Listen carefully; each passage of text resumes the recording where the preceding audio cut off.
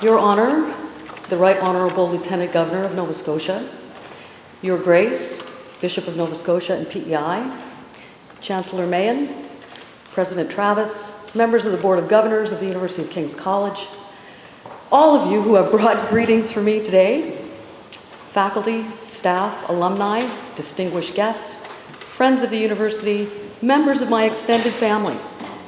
When I look around out at you all, I feel that the President of the University of King's College is in very fine company indeed. Thank you so very, very much. I also want to give my sincere and very personal thanks to everyone, too many to name, who worked so hard to make this installation the lovely and special occasion it is for all of us. The choirs, the musicians, the numerous faculty, staff, and student volunteers, it has literally taken an army of people to make this event the wonderful event that it is. Your efforts speak clearly to the very, very special community that is the University of King's College. I also want to personally congratulate our honorary doctoral candidates, Barbara Butler and the Reverend Canon Peter Wright Harris. Excuse me, this is a bit, there's probably not a word I should say for it in public. Unpleasant, how's that? Reverend Canon Peter Wright Harris, congratulations to both of them. Their achievements we celebrate today here too. Kings will be most honored by your acceptance of your degree. University presidential installations are rather interesting and in some ways peculiar things. I've always been struck by the term installation itself.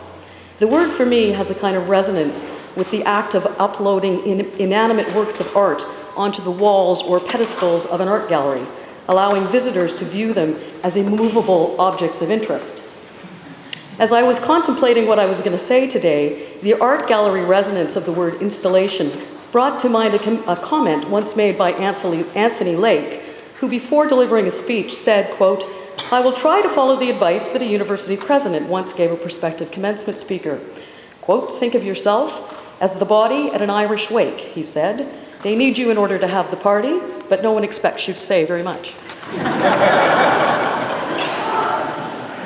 Another and perhaps older term for an installation is, as most of us know, an investiture, a term which goes back to feudal times and refers to ceremonies not just at universities, but where individuals are given the vestments or symbolic emblems and tools of office as are associated with the assumption of leadership of a body, such as a state, a church, a guild, or a university. I've always preferred the term investiture with its resonance of and central ritual involving the changing of one's clothes. Where university presidential hiring committees tend to be preoccupied with a candidate's fit with an institution, investing a new president with a new robe or a chain of office is perhaps a symbolic outward expression that the process has been, one hopes, successful. As an aside, I'll note that the fact that King's invests its new president not with a new robe, but with simply a chain of office is perhaps telling of something, but I haven't been here long enough to know of what. The true significance of an investiture ceremony comes, though, I think, from reflection upon the fact that the changing of one's clothes was a favorite metaphor of St. Paul's, particularly when he was writing not so much to Christians of Jewish origin, but to Christians who had grown up in the polytheistic world of Rome. In one of his most famous uses of the metaphor, St. Paul urges his readers to put off their clothes and to don the clothing of Christ. The metaphor would have been a powerful one in the ancient world, where the celebration of a number of Greek and Roman rituals initiating members into the mysteries of rebirth incorporated the changing of one's clothes as an outward manifestation of that rebirth. Like a baptism or an initiation into the ancient Eleusinian mysteries, an investiture or installation, then, is really a formal occasion for an individual to publicly acknowledge the assumption of a new identity. She is no longer what she was. She is, in an important sense, someone new. An installation or investiture also signals the community's formal acceptance and celebration of a new member in her life and role. And as it accepts and celebrates the addition of a new member, of course, on a deeper level, occasions like these invite communities to celebrate what unites them as communities, their shared dedication to an enterprise pursued in common. What is that enterprise here at King's? Primarily, though not exclusively devoted to excellence in undergraduate education, King's is, above all, committed to doing a few things really, and I really do mean really, well. It cultivates and promotes a set of highly interdisciplinary, integrated humanities programs which are unique in Canada. And it offers an array of journalism programs, including a master's in journalism, that are among the very, very best in the country. Our students also benefit tremendously from the deep partnership we have enjoyed with Dalhousie University since the 1920s, a partnership which allows students to marry their studies at King's to a wide range of program offerings at Dal. At the heart of everything we do in the world of undergraduate education, though, is the foundation year program, which every first-year student takes, reading the same agenda-setting books in the same order, attending the same lectures, and writing papers at the same time as every other first-year student at King's. Is there anything that ties these educational opportunities at King's together? Something that might be called the animating spirit of the place, a place that distinguishes it from others? Well, I think there is, and if it has a name, I think it would be called the spirit of sense-making. Why do we require our first-year students to take the foundation year program? Because we believe that to make sense of ourselves and the various worlds in which we live, it is important for students to consider a number of the important narratives and arguments and the conditions which gave rise to them that have gone into the construction and sense we make of our very modern lives.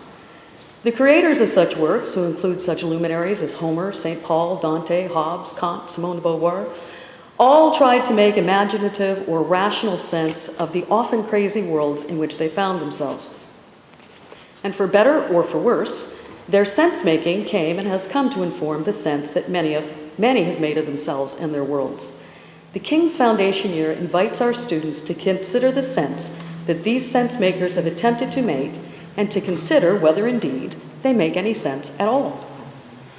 Of course, we at King's are concerned that our students learn the skills associated with a university degree, the ability to write clearly, speak articulately, question effectively, and think analytically. These are important tools for those whose desire upon graduation is not to have to spend the rest of their lives sleeping in their parents' basements. But these are also some of the best tools for making sense of the world, as our journalism students know all too well. And it's impossible to use any tool if you have no sense as to why it might make sense to do so. The assumption of our foundation year, of course, is not that every work we read makes the best sense of things. After all, many of these works sharply disagree with each other, and each offers a unique perspective which doesn't always square very well with the others. But sense-making is precisely what human beings do, and indeed absolutely have to do in order to live purposeful lives. In the collisions among the sense-making narratives and arguments that we present to our students, and the collisions between those and our students' own sense of the world and themselves, they cannot avoid the call to make better and better and better sense of things for themselves over and over again.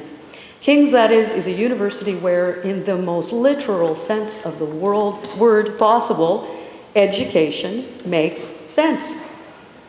The other thing about King's, of course, is that it is a place that is steeped in tradition and lore, as befits, I suppose, the oldest English-speaking university in Canada. But I think it's important to understand that King's holds true to its traditions, not because it is in some way hidebound to the past. It does so by deliberate choice. While it no longer demands that its students subscribe to the 39 Articles of the Anglican Church, and while it has for many, many years admitted women as well as men, it has chosen to remain small, and it has chosen to encourage its students to spend at least 1 year living in its lovely old residences. At King's, students are still formally admitted to the community by signing the matricula, as they would have done in the late 1700s. Its graduation ceremony, like this ceremony, is conducted in Latin, and the chapel, with its justly celebrated music program, not only welcomes those of all faiths, it is a central and unifying force in the community and a strong reminder of our strong Anglican roots. We may ultimately make our own sense of the old books we read and the traditions we celebrate together, but our educational programs and traditions unite us in a very special community. We honor those who have come before us, and where their practices afford us outward occasions to make manifest and to celebrate our shared sense of ourselves, we keep those practices very much alive and very, very well. At King's, that is, not only education, but tradition makes sense. I am deeply honored to have been asked to serve as the President and Vice Chancellor of the University of King's College. I have long believed it to be the jewel in the crown of Canadian higher education, and my 10 or so weeks here have convinced me that that belief is correct.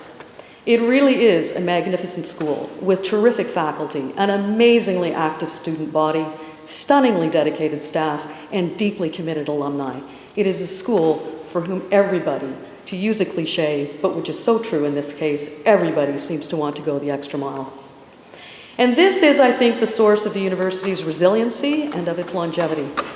Over its long, long history, King's has faced down a number of very serious challenges, and I should say most of them were financial. While most of us today hold dear a belief in a golden age of university funding in Canada, even a selective and cursory read of the minutes of the King's Board of Governors provides ample evidence that there never was such a time, or if there was, it was most fleeting. What the King's Board's minutes also reveal, however, is that King's has weathered its financial storms precisely because its board, its faculty, its students, its staff, and its alumni were determined to do so.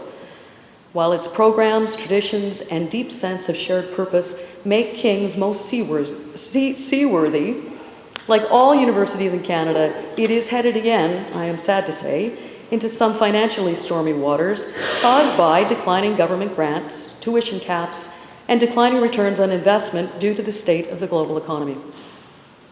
Over the next while, assisting the university to chart its course through such seas will be my primary preoccupation. We have in King's a magnificent university, a university that not only occupies a space, but which is incarnated in its very members and in its friends.